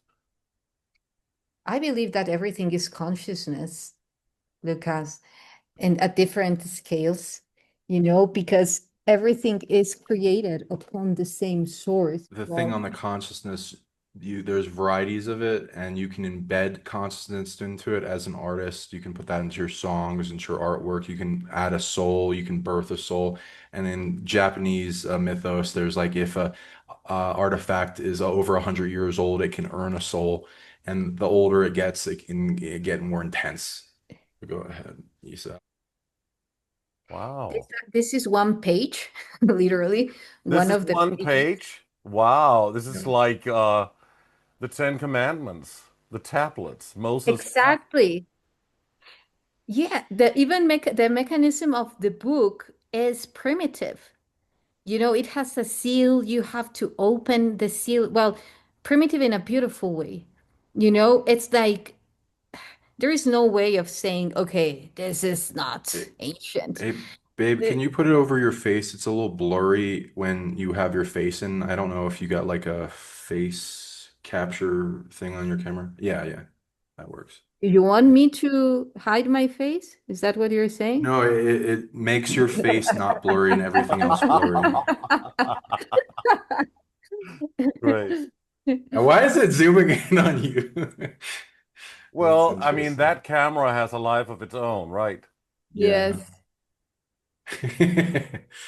Okay, there we go. I mean, it's like space travel watching your camera, Isha. I know, right? It has a life of its own. You said it yourself. Wow. And So but that alien is holding an alien baby in his hand. exactly. And this is the grading, and I have tuned into the way how to decode it. And well, just before going there, the baby has a sphere and the mother has a sphere, both of them. Does it ring a bell to you when it comes to religious aspects? How the Well, it's Mother Virgin Mary and Jesus, right? exactly. Look,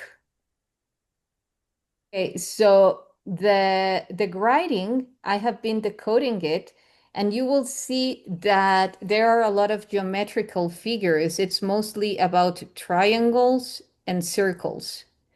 So they work through angles. It's an algorithm that is measured through the angles that they have. Then each numerical value will dictate a very specific tone. And then when you intonate that tone, uh, you are reading it out loud.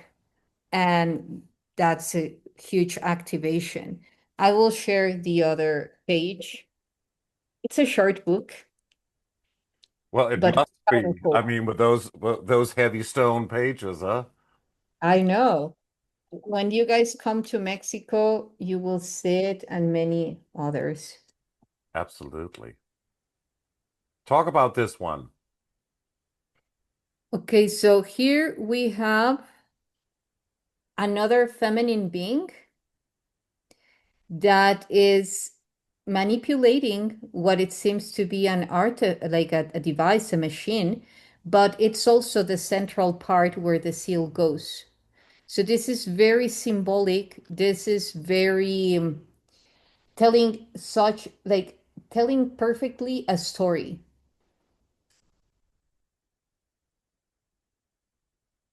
It's very also connected to the type of like to the position that Pakal has, like the King Pakal, the Mayan king, the famous one that is known as the as oh I'm not doing anything, I promise. I'm not doing This is Get your incredible. face back in there anytime it goes down because it will zoom back up to it. There you You're go. getting seasick from watching that. I'm sorry. Okay, so I'm leaving my face, and there you go. It's like the same kind of symbolism that's on your medallion, or what? Exactly. But I mean, And the medallion, the chip. that thing that's on your medallion, you must have seen that somewhere, right? In my memories, I I never ever saw it before in this lifetime. So it was a memory recall.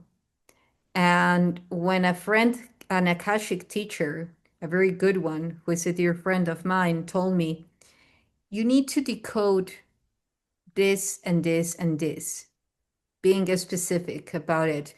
You need to translate the new codes of Sirius regarding to the solar disks as a message that I received. So I started working on that, and it led me to the plasma, to the structure of plasma present in water. And even though water cannot be plasma, it can achieve the behavior and the dynamics of a plasma. So I started translating those codes, and then in the communion of the feminine and masculine, these came along, both codes, like the solar plasma and the lunar plasma. That's a whole topic.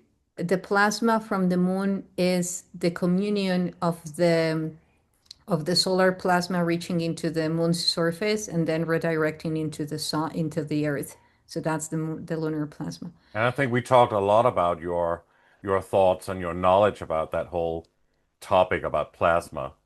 and the Oh, significance in the first show we did that people would must see as well. You know, a lot of people like to predict disclosure and stuff. I'm not like big into predicting, though people have told me to. And then when I do, it usually wants to be something vague that applies to multiple timeline outputs because the future is always changing. And I've been very successful with it. Like I predicted there'd be a lot more assassinations, there'd be upheaval, there'd be like a back and forth between things and some events. So yeah, I'm pretty good at it. So there will be some events of possibility coming out, which like with AI Atlas, there's a potential. If they didn't want it to happen, uh, it didn't want it to be in the solar system, it wouldn't be. And if the media had their way in various factions, they could just say it's space swamp gas. They could tell you whatever they want with it.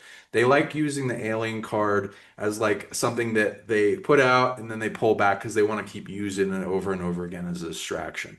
So all factions need to be involved in the dark in allowing it to come forward if there is a big enough need for a distraction, such as if enough people get arrested or there's a fair locomotion of revolutions, then they're going to need a distraction. And so I think there's a predictive model that is allowing this as a card that they can put into swing if there's a potential for those things to happen, that then would unfold as a faster disclosure.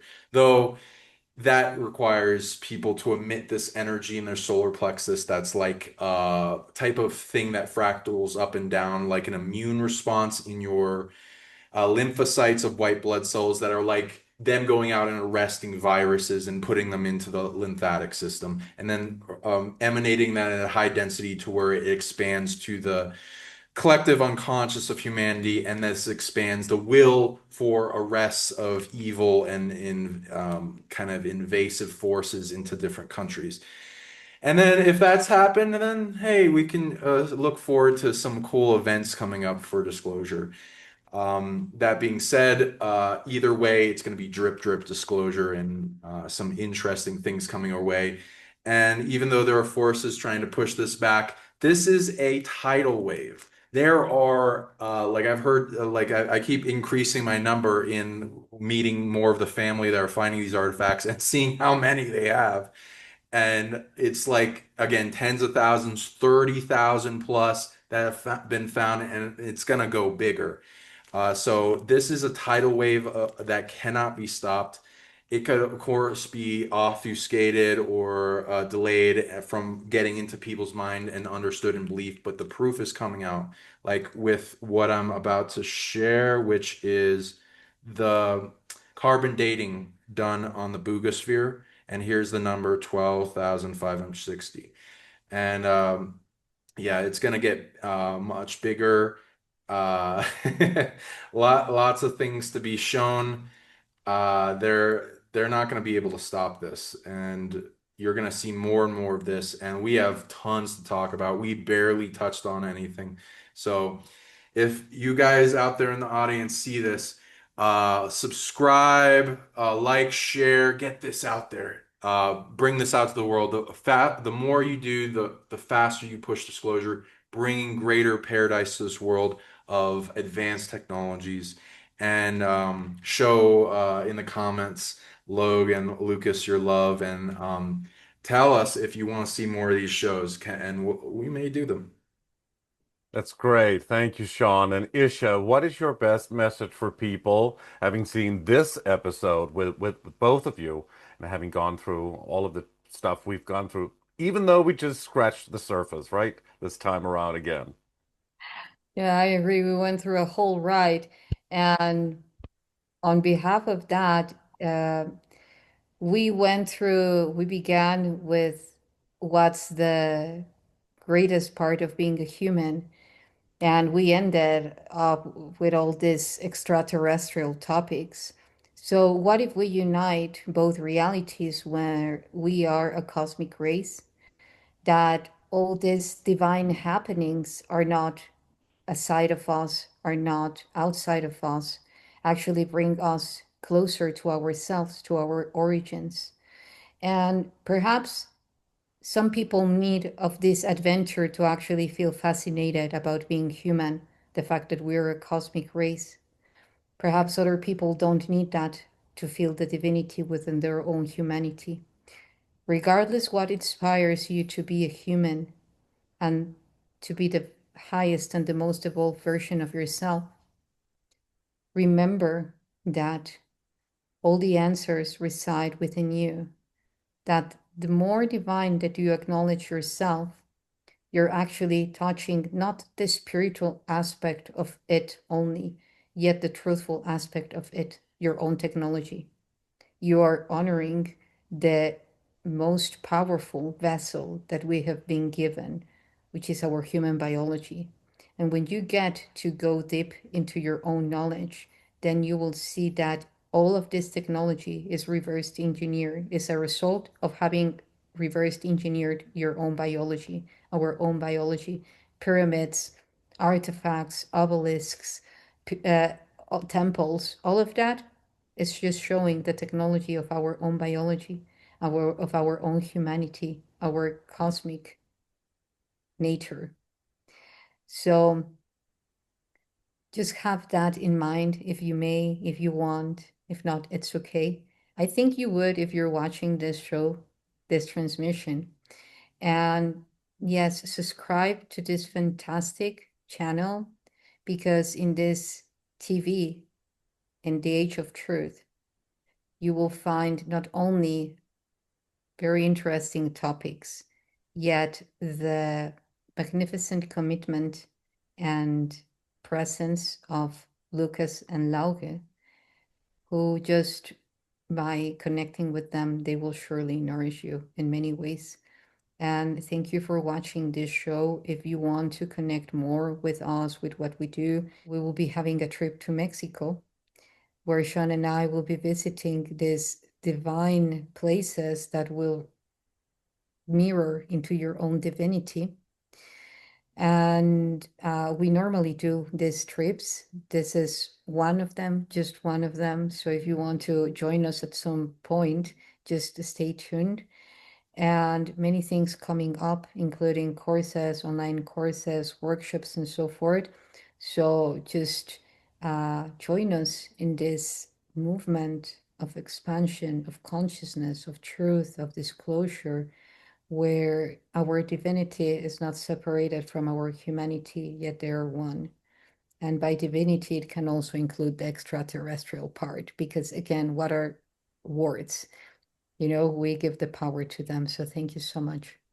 Thank you so much. And just before we end, do mention your websites and how people can contact you and see more information. Sure. Thanks.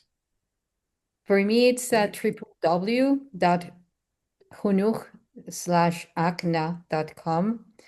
My media, Facebook, YssaH Arsate Libien. Same for the YouTube channel, YssaH Arsate or Arsate Libien. I'm pronouncing it as not as it is, but as how people will relate to it. And yeah, there you will find my email where you can actually contact me in a more personal way. Yeah, Sean.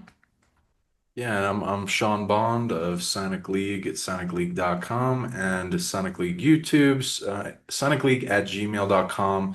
You want to put a trip inquiry if you're interested in our trips from Mexico to England to Japan to probably gonna visit you guys at some point in your interesting home base that barely anything has been uncovered, and there's possibly places that connect to other realms. Yeah, there's a lot to uncover, and if you're interested in the alien artifacts, let us know as well. And we're on Facebook, Instagram, WhatsApp, and X, and all this other stuff.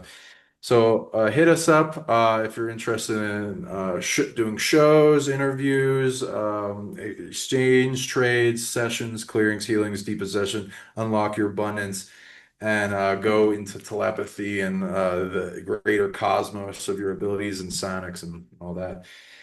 Yeah, and again, smash that like, subscribe, show them your love, send them a donation, bring about the age of truth. and shine that light of truth from your heart and have it reflect onto anything you're focused on. And so you breathe back in that truth and let it shine greater in a preferably a safe place, and you can make all this knowledge come out that you didn't know you had, which most of this stuff is remembering. So believe in yourself, guys. I love this channel. Show your love. And how do people reach you both? Oh, great. Thank you so much. It's absolutely wonderful, and it's been so great to have both of you on the show, and we love you, and we'll see you again very soon, not just in real life, but also on the channel. So thank you so much, Sean Bond and YssaH, for being on Age of Truth TV. Thank you. Thank you for having us. We love you too. Thank you so Yeah, much for love you what both. you're doing. Honored. Thank you. And let's get Lauga on to say goodbye. Yeah, that was great, guys. Can you hear me? Yeah, a little bit with Yeah, echo, but all yeah, good. probably with an echo. Yeah, Yeah, do I a think we're gonna booming turn it off God now. voice. Now with you a- don't. Yeah, now you're perfect. Now I'm perfect. Yeah. No, Even with echo, you're perfect. yeah, that was so nice, guys. Very interesting, very interesting. I think we covered some new topics as well here that we didn't have done before. Nice. Yeah, so I think it's gonna be a good show. And very nice to see you guys again. I really hope we can connect at some point in real life, Absolutely. not too far in the future. Maybe this year, next year, who knows what will happen and what will come up. So yeah, Yeah. that would be very wonderful. Let us know Nice. about the area you're in, and we'll start planning some magical adventure too. That would be nice. Yeah, maybe we can excavate something in Denmark. Who knows? Oh, yeah. We will be going to many well, to some places and also to excavate. And even there is a place that the elder has been holding and guarding because there are spheres there and even a spaceship. It's underground. Yeah, So so Super bring your nice. film equipment and let's make a movie. Absolutely. Yes, it would be very nice to actually film and document some of the excavation and discoveries like that. That could be exactly, something on the you just channel. yeah, you just wouldn't be having a lot of fun and a blast. You would also be working and Yeah. getting really powerful content. And when you start digging, it'll be like shaking out of body, like whole, because like before I still had this matrix on me. It's like, yeah, maybe it's planned and maybe it's fake. It's like breaks through the matrix. So like you feel more free. It's like, holy fuck, our history is lie. And then, oh man, you can just analyze it all yourself and be as skeptical as you want, please. And put that into that makes it so that more people can understand and even believe this type of thing when you put that in there and break it down piece by piece in a scientific method. It is a magical adventure. It's a bucket list cross off. It's like going into Indiana Jones. You don't want to miss it. We got you, and we're gonna roll the red carpet for you and make it super comfortable. So it's gonna be a blast for you. It It sounds sounds fascinating, fascinating, wonderful. wonderful. We would certainly Nice. love it. That's Absolutely. Yes. but Yes, thank you that's so super much, fun. guys. It was just wonderful seeing you. Lovely Absolutely. seeing you Thank guys. you. Have Have a a good good one. night. We know that it's quite late for you now. So, Yeah, yeah. it's over 1 in the morning. Okay. Well, yeah, it's time to Yeah. disconnect from work. It was Yes. Pleasant amazing dreams, seeing you, guys. though. Love you guys. Love Love you and you. talk You to you very too. soon. See See you. you later. Bye. Uh, Bye. Thank you so much to Sean Bond and YssaH, and thanks to all of you for watching Age of Truth TV. You can support us by clicking onto our website, ageoftruth.tv. And please like our videos, subscribe to our channel, and hit the bell for notifications. You can sign up for our newsletter on our website, ageoftruth.tv as well. Please also subscribe to our alternative channels on BitChute and Brighteon. Your support is greatly appreciated and very needed. And on behalf of the Age of Truth TV team, we thank you so much for watching, and we'll see you again soon.